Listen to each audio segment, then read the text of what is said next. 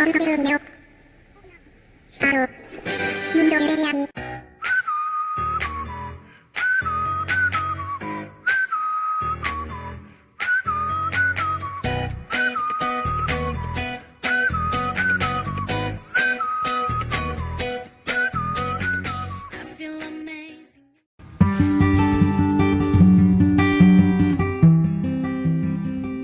안녕하세요. 저는 올해 30살을 맞이하게 된 호텔에서 일하고 있는 전재영이라고 합니다.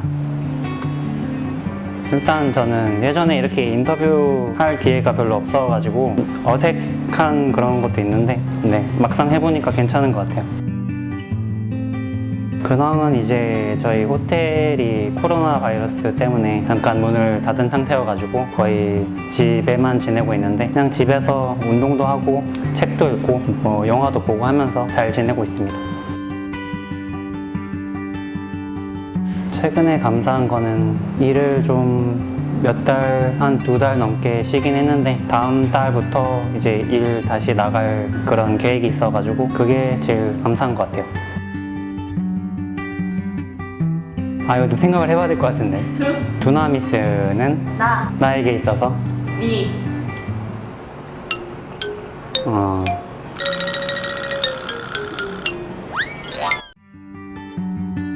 여러분 지금 코로나 바이러스로 인해서 많은 사람들이 서로 만나지 못하고 또 집안에 계시면서 답답한 분들이 많으실 텐데 제가 집에 생활하다 보면서 추천해드리고 싶은 거는 운동하는 거 추천해드리고요. 그리고 자기 취미생활 할 수 있는 좋은 기회라고 생각해요. 왜냐하면 어느 정도 이제 시간이 있기 때문에 본인이 평소에 하고 싶었던 거 집에서 할 수 있는 시간들이라고 생각합니다. 네. 자, 앞에 있는 사람 장점 3가지. 제가 지금 바라보고 있는 네. 일단은 이쁘고요. 잘 웃는 것 같아요. 머리를 잘랐는데 되게 잘 어울리는 것 같아요.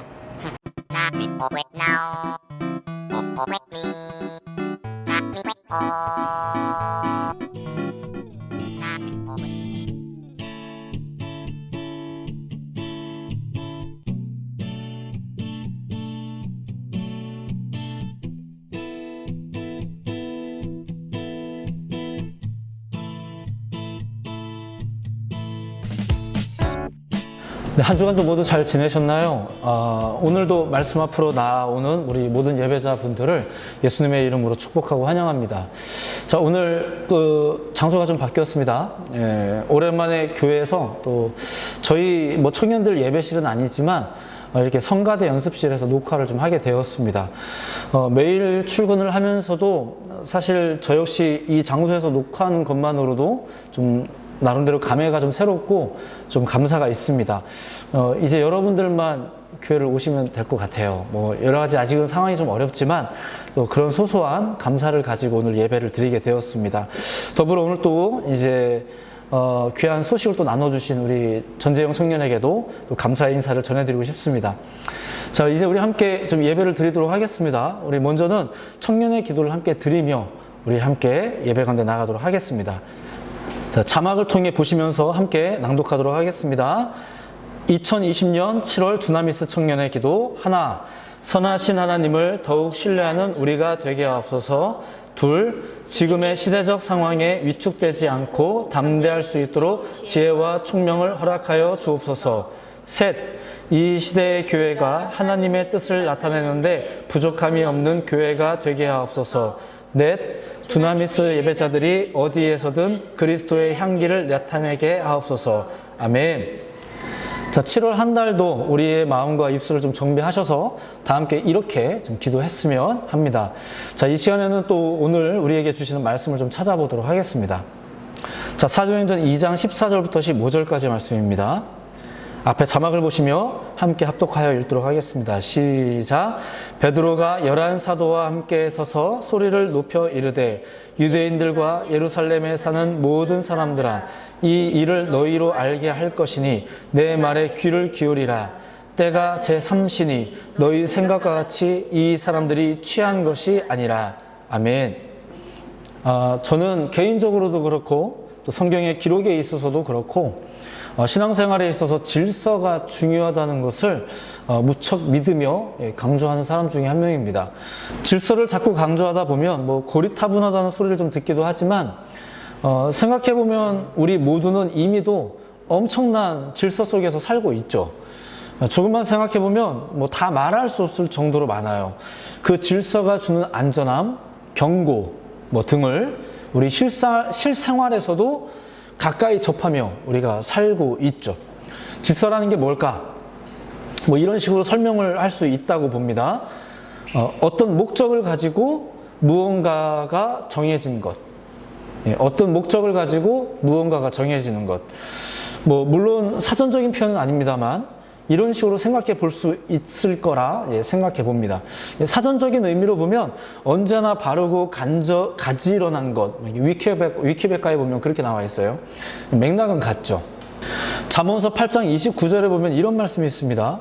바다의 한계를 정하여 물이 명령을 거스르지 못하게 하시고 또 땅의 기초를 정하실 때 30절 내가 그 곁에 있어서 창조자가 되어 날마다 그의 기뻐하신 바가 되었으며 항상 그 앞에서 즐거워하였으며 바다의 한계가 정해졌다라는 말이 있어요. 그리고 그 바다가 주님의 명령에 따르게 이제 하셨답니다. 네가 엄청나게 크지만 바다야 네가 엄청나게 크지만 여기를 넘지는 마라. 뭐 이렇게 하셨다는 거죠. 어떻게 정하셨다고요? 이렇게 정하신 거죠. 이게 질서입니다. 바다 가보셨나요? 바다? 그 엄청나게 큰 바다의 가장자리, 그것이 우리 발밑에서 넘실거리면 막 좋아합니다. 이 바다가 얼마나 크고 광대한지, 뭐 경우에 따라서 얼마나 위험한지, 뭐 이런 건 생각을 안 해요. 그냥 막 좋아해요. 이 어마어마한 바다가 딱 거기까지만 넘실거리는 것을 보면서 막 좋아하죠. 너무 행복하지 않습니까? 너무 아름답죠. 그리고 이제 창조자께서도 그 앞에서 즐거우셨다고 합니다. 무언가가 정해진 것을 보시면서 이제 욥기서에는 이런 말씀도 있습니다. 14장 5절이 말씀인데 그의 날을 정하셨고 그의 달수도 주께 있으므로 그의 규례를 정하여 넘어가지 못하게 하셨사온즉. 자, 인생의 연수와 규례를 정하셨다는 이야기입니다. 여기에서도 그것이 경계의 의미가 좀 있죠. 그 정해진 것을 중심으로 안쪽 영역과 바깥쪽 영역을 구분할 수 있겠죠. 그리고 넘어가지 못하게 하셨다고 합니다. 그 질서를 정하는 것이 이제 주께 있다는 내용입니다. 하나님께 그것이 있다는 거죠. 정해진다는 것이 이런 의미입니다. 이쪽과 저쪽의 경계를 규정하는 것. 자, 같은 맥락의 말씀으로 욥기서 38장 10절에도 이런 말씀이 있어요. 한계를 정하여 문빗장을 지르고. 자, 딱 거기까지. 자, 그렇게 정한 거죠. 그리고 그 정한 것을 관리하는 거예요. 자, 그러니까 이렇게 한계를 정하고 질서를 확립하는 것은 먼저 명확한 뜻이 있다는 것을 이제 보여줍니다. 그리고 그 한계와 질서를 통해 그 뜻이 유지가 되게 하는 것. 이게 되게 중요하다는 거죠. 무언가를 정하는 일이 바로 이런 겁니다. 그 정하는 일이 필요하고 그리고 그 정하는 일이 왜 필요하냐면은 바로 이것 때문에 뜻이 있다는 것 그리고 그 뜻을 유지하는 것 이걸 위해서 뭔가 정하는 게 필요하죠. 수많은 예화가 가능하지만 쉽사리 우리가 생각할 수 있는 게 너무 많아요. 여러분들도 뜻하신 바가 있으면 무언가를 정하죠. 그쵸? 6시 이후에는 먹지 말자. 뭐 이렇게 정하는 게 있습니다. 몇 시부터 몇 시까지 공부하자. 뭐 게임은 하루에 몇 시간만. 쟤는 좋은 친구, 쟤는 나쁜 친구. 저기는 가도 되는데 저기는 가면 안 되는데. 이렇게 막 정하는 게 있어요. 뭔가 우리 가운데 뜻한 바에 따라서 이렇게 뭔가 삶을 계속 정하면서 살아가요. 어떠한 뜻을 품고 무엇을 정하고 그럼으로 인해서 어떤 질서를 생성해가는 일. 이게 우리 일상에도 아주 많이 일어난다는 얘기예요. 오늘날 우리가 겪는 공통적인 이슈도 마찬가지입니다. 코로나의 확산이 좀 심각하죠. 자, 그러다 보니까 코로나 확산을 막자 이런 뜻을 가지게 되었어요. 그래서 이제 바깥에 나가지 말자, 사람들을 만나지 말자, 뭐 이렇게 이제 정하죠. 예배를 안 드릴 수는 없으니까 예배 영상을 좀 한번 만들어 보자. 뭐 이렇게 정하기도 하고 그 방법을 지금 행하는 중입니다. 자, 이렇게 우리는 수많은 질서 혹은 정하는 일을, 무언가를 정하는 일을 직면하고 있죠. 우리의 삶 가운데 가까이 있는 이야기입니다. 그리고 또 한 가지 생각할 게 있습니다. 뭐냐면 이렇게 정해지는 수많은 질서와 그에 대한 태도, 즉 무엇에 우선순위를 두어 질서를 정하는지를 통해서 우리의 정체성을 확인할 수 있다는 거예요. 말이 좀 어려운 것 같지만 무언가를 정하는 것과 우리의 정체성이 상관이 있다는 거예요. 무엇을 추구하느냐, 어떤 질서에 우선순위를 두느냐, 이런 문제가 여러분의 정체성과도 관련이 있다는 것. 예를 들어보면 이렇습니다. 자, 건장한 청년이 밤에 친구들과 신나게 놀다가 갑자기 이렇게 말합니다. 나 집에 가야 해. 다른 친구들이 갑자기 왜 그러냐고 물어보니까 그 청년이 이렇게 말합니다. 늦게 다니면 부모님이 걱정하셔. 이렇게 말을 했다고 생각을 해봅시다. 자, 사회에서 본다면 청년들도 성인입니다. 밤에 돌아다닌다고 누가 뭐라고 하겠습니까? 하지만 밤에 돌아다니는 것이 아무런 문제가 되지 않겠지만 그 청년은 순간 자기가 자녀라는 것을 떠올린 거예요. 자, 이해가 되시죠? 정체성이라는 말과 상관을 짓는 게 무슨 의미인지 아시겠습니까? 그리고 그 자녀라는 정체성에 맞게 자신의 행동 방식을 바꾼 거예요. 여기까지만 놀자. 그만 집에 들어가자. 이렇게. 요거 자녀라는 거 안 떠오르면 밤새 놀 거예요. 뭐 이런 겁니다. 정체성과 상관이 커요. 여러분이 무엇을 추구하느냐, 그리고 무엇을 정하고 지키느냐, 어떤 행동 방식을 취하느냐는 여러분의 정체성과 관계가 있습니다. 자, 이것을 좀 두 가지로 적용 이제 해볼 수 있습니다. 사실은 같은 건데 일부러 이렇게 해보는 거예요. 한번 들어보세요. 첫째, 어떤 질서를 지키면서 얻어지는 정체성이라는 게 있어요. 그죠? 어떤 질서를 지키면서 얻어지는 정체성. 둘째, 어떤 정체성 때문에 지키게 되는 질서가 또 있어요. 자, 질서와 정체성. 이게 순서가 바뀌어도 일단 두 가지가 관계가 있다는 것에 대해서는 동일합니다. 지금 이 말 때문에 조금 복잡한 듯 하지만 이런 설명을 한 겁니다. 무슨 말이냐면은 사실 그동안에도 자주 했던 말이에요. 여러분은 크리스찬입니다. 자, 지금 이 정체성을 지금 제가 확 선포를 드린 거예요. 이거는 지금 제가 말하지 않았어도 이미 여러분이 오래전부터, 어떤 이는 모태에서부터, 어떤 이는 10대 때, 어떤 이는 20대 때 이 정체성을 얻으셨어요. 자, 이것은 여러분에게 주어진, 또 여러분이 주의 은혜 앞에서 아멘 하면서 얻어진 그런 축복된 정체성입니다. 이것은 다시 말씀드리지만 언제부턴가 여러분의 삶에 이미 시작된 일일 수도 있고요. 그러니까 여러분들의 동의한 것은 아니지만, 인격적으로 동의한 것은 아니지만 여러분들의 삶 가운데 이미 시작된 것. 예를 들면 뭐 엄마 손에 끌려서 오던 때부터일 수도 있고, 또 친구 따라서 왔을 때부터일 수도 있고, 그때부터 교회와 성경의 법도를 여러분들은 지금 지키고 계시죠. 정체성 때문에 그 질서를 지키는 것을 행하고 계신 거예요. 정해진 어떤 약속들을 지켜나가고 계신 거죠. 그렇게 크리스찬으로서의 정체성을 가지고 살아가고 있습니다. 다시 말씀드리지만 보통 모태신앙이 그렇죠. 자, 혹은 생각지도 못한 계기로 인해서 주님을 만나고 또 하나님을 알게 되고 주님의 사람이 되어서, 아, 내가 이제 새로운 정체성을 얻었으니까 이제부터 또한 열심히 교회와 성경의 법도를 지켜야 되겠다, 뭐 이런 경우도 있어요. 사실은 두 가지가 비슷한 듯 하지만 조금은 순서의 차이는 있습니다. 뭐 이런 경우는 성경에서 보자면 바울 같은 사람들이겠죠. 바울 같은 사람들이 완전히 뒤바뀌었지 않습니까? 그런 경우예요. 하지만 맥락은 비슷하죠. 중요한 거는 정체성이라는 것과 무언가를 정하여 사는 것, 질서와 상관이 있다는 거죠. 이 정체성의 질서와. 오늘 여러분이 읽으신 본문에 대해서 이제 잠깐 설명을 드립니다. 사도행전 2장은 여러분이 잘 아시다시피 오순절날 성령의 사건, 성령이 임한 사건을 소개하면서 시작되는 장이에요. 많은 사람들이 한자리에 모여서 기도하다가 성령을 받고 또 서로 다른 방언을 말하기 시작했다라는 이야기가 이제 나옵니다. 자, 그들은 그 경험에 대해서 무척 당황해 했습니다. 성령 받고 막 좋았다고 하지 않았어요. 성경에 보면은 2장 12절과 13절에 보면 이런 말씀이 있습니다. 다 놀라며 당황하여 서로 이르되 이 어찌된 일이냐 하며, 또 어떤 이들은 조롱하여 이르되 그들이 세술에 취하였다 하더라. 자, 성령이 임한 다음에 지금 여기는 막 행복한 자리가 아니라 굉장히 당황스러운 자리가 됐습니다. 이 일의 정체를 몰랐기 때문에 그런 겁니다. 심지어 오해도 하죠. 이건 술 취한 거다, 이렇게. 그리고 이어지기를, 자, 이게 중요한 겁니다. 그리고 이어지기를 베드로의 설교가 등장합니다. 성령이 역사하신 후 베드로가 설교했다. 자, 이 구조는 3장에도 똑같이 나옵니다.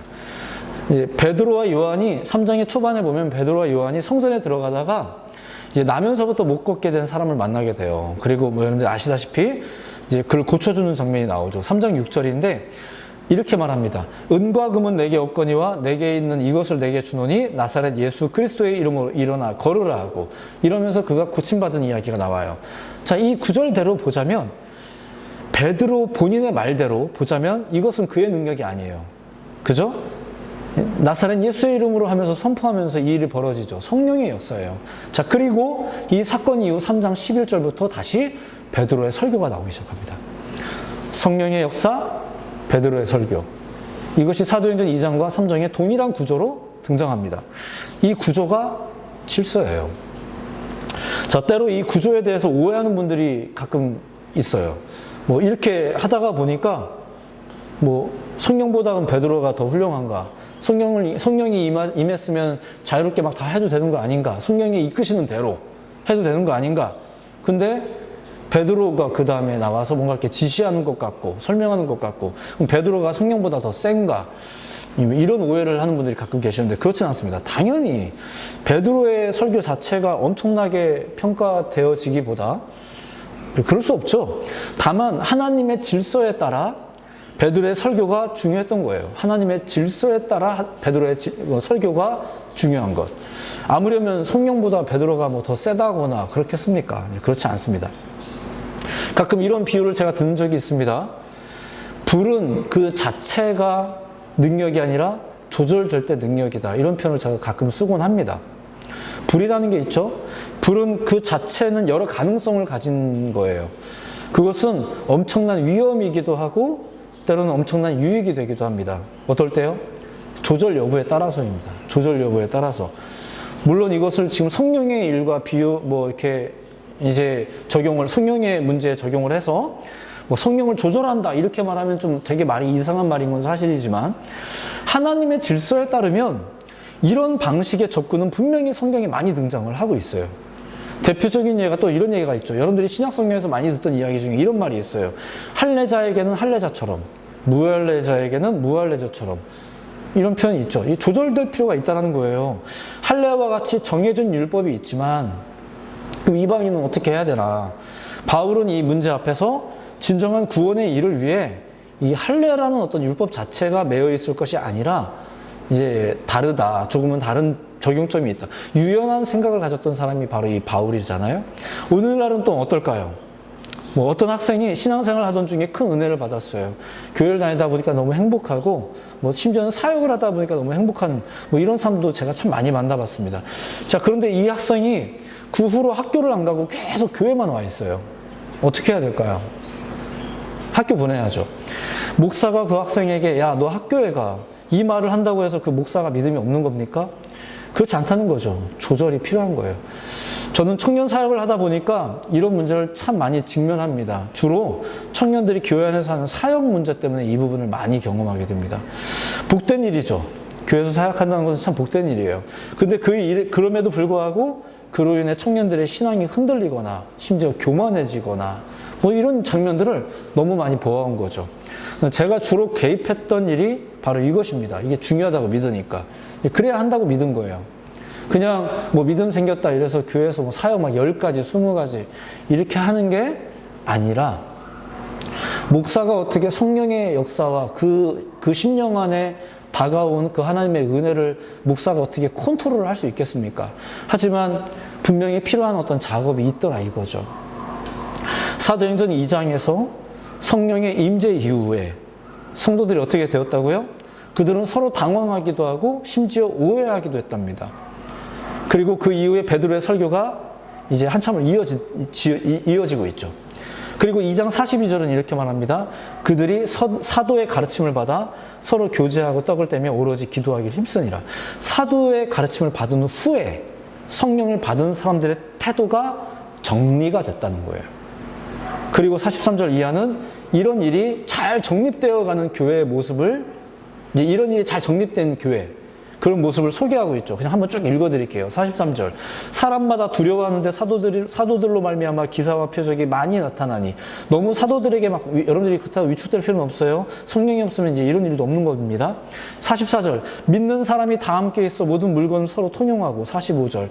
또 재산과 소유를 팔아 각 사람의 필요를 따라 나눠주며. 46절. 날마다 마음을 같이하여 성전에 모이기를 힘쓰고 집에서 떡을 떼며 기쁨과 순전한 마음으로 음식을 먹고. 47절. 하나님을 찬미하며 또 온 백성에게 칭송을 받으니 주께서 구원받는 사람을 날마다 더하게 하시니라. 아멘. 잘 보세요. 이게 가장 초기에 형성된 교회의 모습이에요. 어떻게 해요? 성령이 충만하고, 사도는 가르치고, 성도는 사랑의 실천을 나누고, 그리고 세상에서는 칭찬받으며 선한 영향력을 나타내는 모습. 자, 이게 교회의 모습이에요. 굳이 올라가자면 우리가 만약에 모형 삼아야 될 교회가 있다면 오늘날 우리 교회도 이래야 되지 않겠나 한다면 아마 이 장면을 살피면 좋지 않겠나 싶습니다. 성령에 충만하고, 사도는 가르치고, 그리고 성도들은 가르침을 받아서 사랑을 나누고, 그리고 교회는 세상에서 선한 영향력을 끼치고. 얼마나 아름답습니까? 이게 교회였어요. 교회의 역사를 소개하는 건 아니지만 이 이야기를 통해서 우리가 무엇을 해야 할지를 좀 파악할 수 있지 않을까 싶습니다. 여러분, 무언가를 정하셔야 됩니다. 물론 여러분 임의로 정하시기보다 크리스찬으로서 성령의 이끄심을 따라, 그리고 사도의 가르침을 따라 해야 될 게 있어요. 크리스찬으로서, 크리스찬이라는 정체성에 걸맞는, 우리가 하나님의 자녀로서 꼭 지키고 유지하고 세상에 속된 것을 방어하기 위해서 무언가를 정해야 될 필요가 있죠. 자, 오늘 본문 구절에 나오는 내용을 좀만 더 보겠습니다. 자, 오늘 본문에 보면 이런 단어가 나옵니다. 15절에 보면 때가 제3신이라는 말로 시작됩니다. 날짜는 오순절이었고, 자, 그 시간적으로는 제3시라고 나오는데 유대인의 시간 계산법에 의하면 그 시간은 아침 9시입니다. 아침 9시. 그 시간은 유대인의 전통적인 기도 시간이기도 했습니다. 자, 그러니까 유대인의 전통적인 기도 시간 전에 그들이 모여서 기도하다가 오순절 성령 사건이 벌어졌던 거고요. 그 시간, 그리고 그 시간은 그렇게 정해져 있는 기도 시간이니까 그 시간에 술 안 마십니다. 아침 9시에 누가 술 마십니까? 오늘날은 잘 몰라요. 근데 아무튼 그래요. 그러니까 요세푸스에 따르면 유대인들은 그 제3시부터 제4시까지는 기도하느라 음식도 안 먹었다라고 말합니다. 그러니까 오전 9시부터 10시까지는 이제 기도하느라고 밥도 안 먹고 술은 더군다나 안 하겠죠. 자, 그런데 사람들이 막 이상한 방언을 막 하고 하니까 사람들이 뭐라고 오해를 했어요? 술 취한 것 같다 이렇게 말했죠. 자, 그러니까 그 이후에 베드로가 설교하잖아요.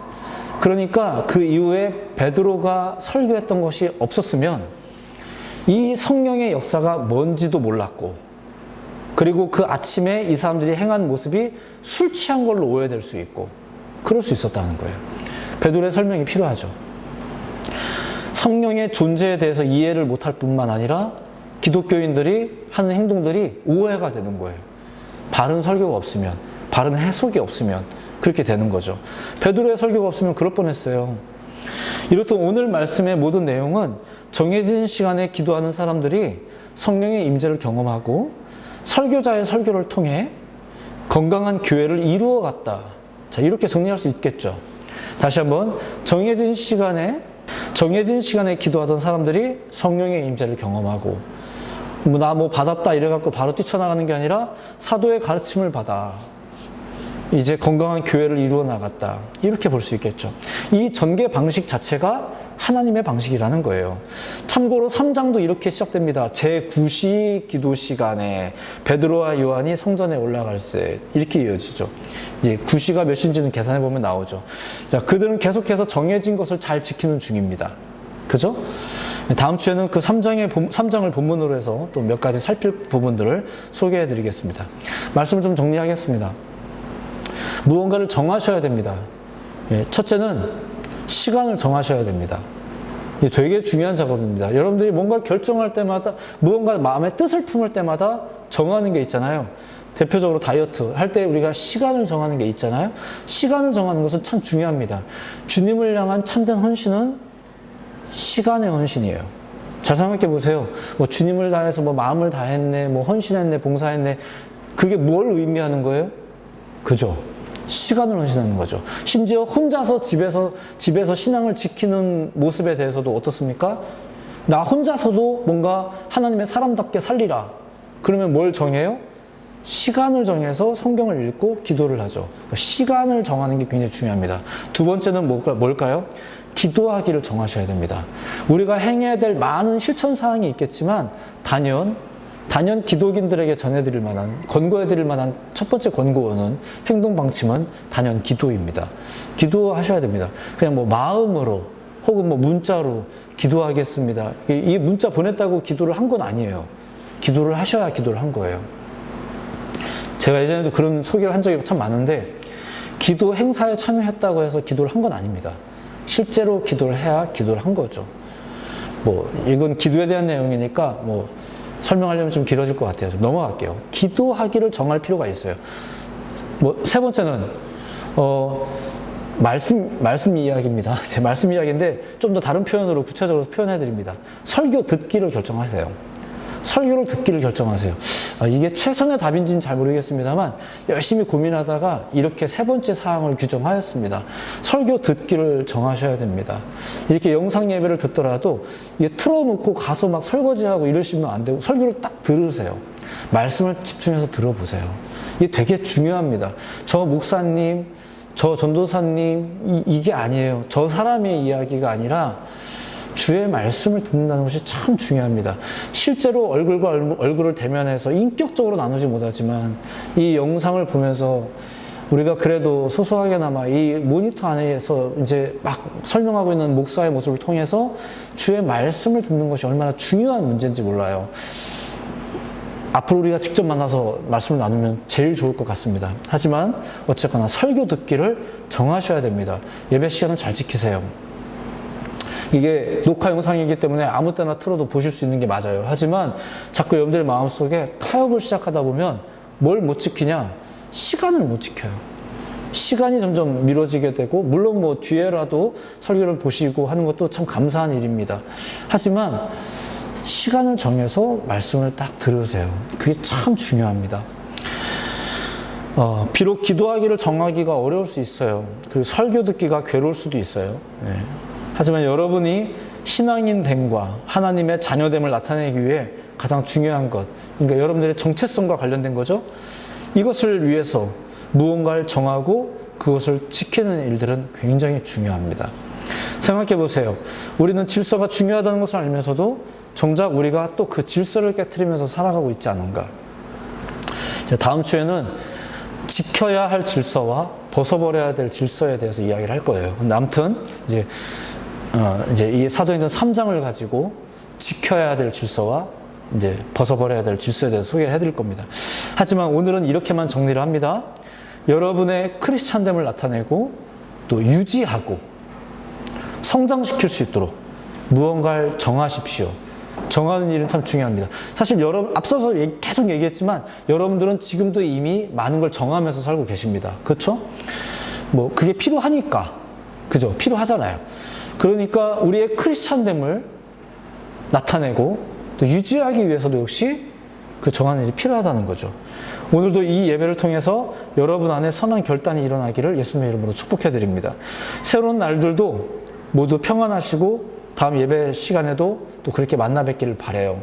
하지만 오늘 이 예배를 마친 다음에 또 어떤 결단에 대한 마음들을 꼭 마음에 품으시고 또한 우리 샘터원들과도 나눔을 가지셨으면 좋겠어요. 그리고 몇 주간 얘기하고 있지만 이 예배가 영상이 끝나고 나면 꼭 기도하고 영상 예배를 마무리하시기를 권해드립니다. 승리하십시오. 또 마음의 결단을 확실하게 나타내십시오.